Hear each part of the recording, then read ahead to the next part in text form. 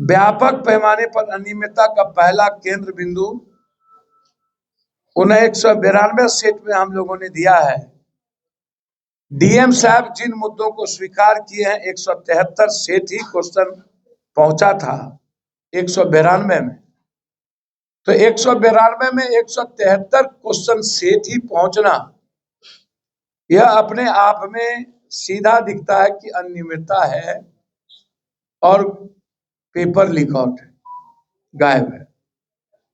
दूसरा है examination centre पर जबकि नियम ही नहीं कानून बना है कि जेमर लगना ही लगना है, किसी भी सेंटर पर जेमर नहीं था। ये दूसरा है कि किसी भी कीमत पर क्वेश्चन को प्रभावित करने के लिए, एग्जामिनेशन को प्रभावित करने के लिए जेमर का नहीं लगना। तीसरा है छात्रों के द्वारा उसी दौरान ईओयू को क्वेश्चन भेजा गया, आर्थिक अपराध इकाई, उस पर भी आर्थिक अपराध इकाई ने कार्रवाई नहीं की। चौथा है मात्र एक दिन पहले 5000 छात्रों को सेंटर चेंज गया से करके नवादा कर दिया गया, एक दिन पहले। तो इससे साफ जाहिर होता है कि 5000 बच्चों को ही इनको पास करवाना था। इसी से ये लोग लेन देन किए कुछ बच्चों के साथ। 4 लाख बच्चों के भविष्य की चिंता इनकी नहीं थी।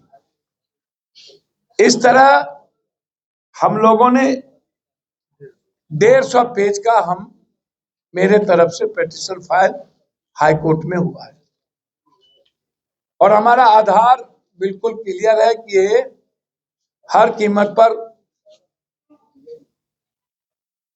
इसकी सुनवाई और बीपीएससी के एग्जाम का कैंसिलेशन।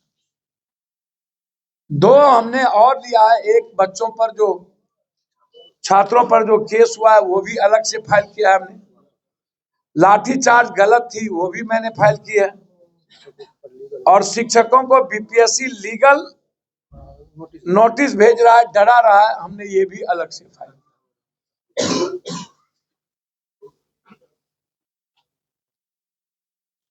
एक केस हमने अलग फाइल किया जिसमें एग्जामिनेशन कैंसिलेशन का है। 3 केस अलग फाइल किया जिसमें लाठी चार्ज का और बच्चों पर केस का। तो इसीलिए